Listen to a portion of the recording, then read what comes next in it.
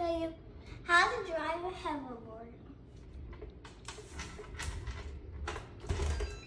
Step 1.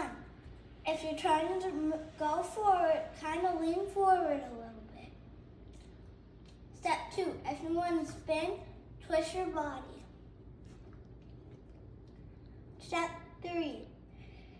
If you want to turn, I do this with my legs, but you can do this. Okay, now let's do it in the actual hoverboard.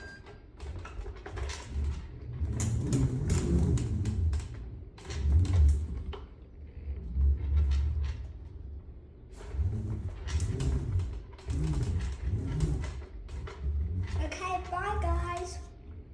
Go. If you guys like this video, make sure to subscribe. Bye. Hey guys, today I'm going to show you how to drive a hoverboard. Step 1.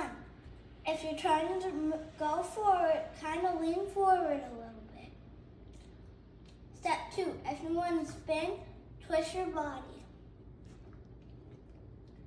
Step 3. If you want to turn, I do this with my legs, but you can do this. Okay, now let's do it in the actual hoverboard.